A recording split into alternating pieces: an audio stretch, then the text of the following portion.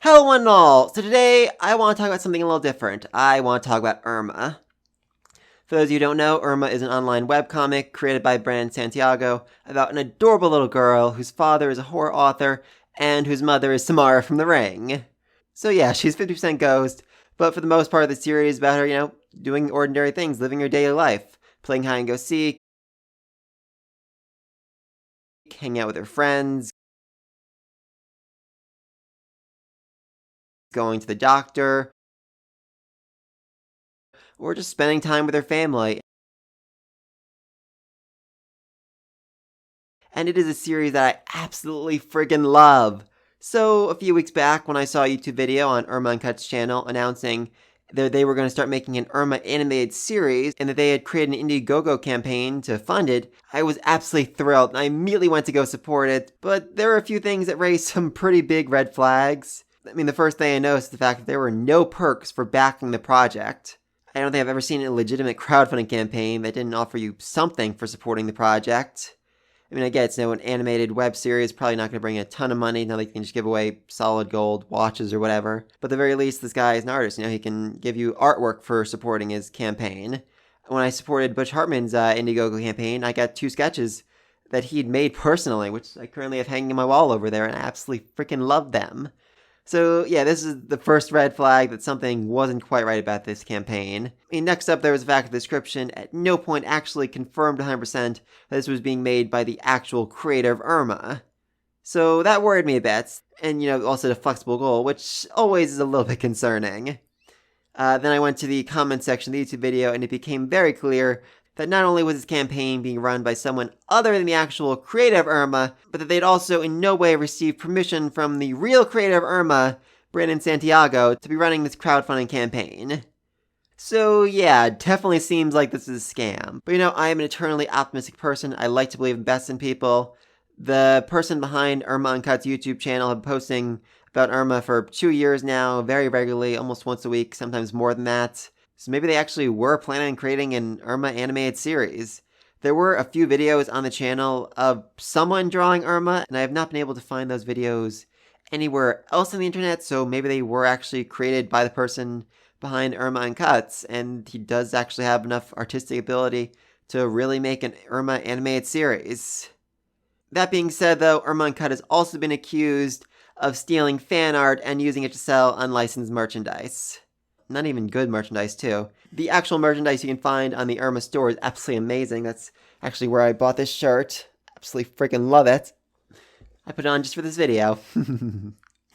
So yeah, more than likely this was a scam, and he never had any intentions of actually creating an Irma animated series, which is very sad.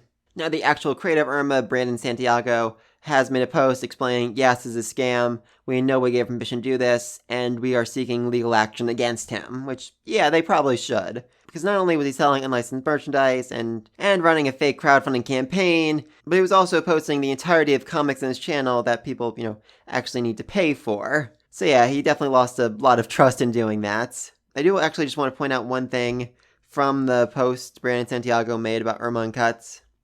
If we had as many subscribers as Irma Uncut, we might have considered taking more priority in creating an Irma animated series alongside with working on the game. Now, I am in no way defending Irma Uncut's actions here. It was all deplorable, it was all awful, it was all borderline evil. But the official Irma YouTube channel is currently sitting at 5 videos and about 30,000 subscribers. Irma Uncut had 80,000 subscribers, along with 379 videos. Yeah, they have more subscribers because they put the work in. And yeah, yes, a lot of that content was, stuff that should not have been posted, stuff that you actually need to pay for to see, but it does show there is a desire for Irma content on YouTube. Now, I'm in no way saying that Brandon Santiago should start creating content solely for YouTube. He is a very busy person, and as he says in the post, currently working on the webcomic, the game, the upcoming books, and the future merchandise. Very, very busy. He obviously doesn't have time to create whole new content, but there was a lot of things he can do here. I mean, for one thing, he could take some of his older comics, the first few things of Irma, turn them into a slideshow, put them on YouTube like Irma Uncut did. That's actually how I first heard about Irma, from Irma Uncut's channel. I started seeing the videos they'd made from the Irma comics. I really liked them, I got interested, and eventually I started reading the actual comics online on the official website. So YouTube is a good place to reach out to people who might not have heard about Irma through other means and get them interested in it, get them reading the web comics as it comes out week by week, and maybe even buying some merchandise like I did with this shirt, or 2 of the Irma comics I ordered the other day. I'm very excited to actually get those in the mail.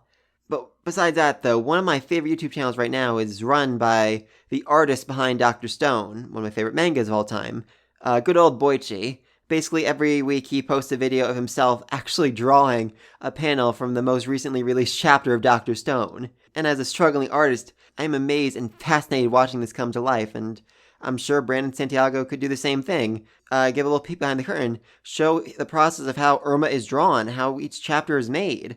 I can guarantee you a lot of people would be interested in that and would love to see it, me included.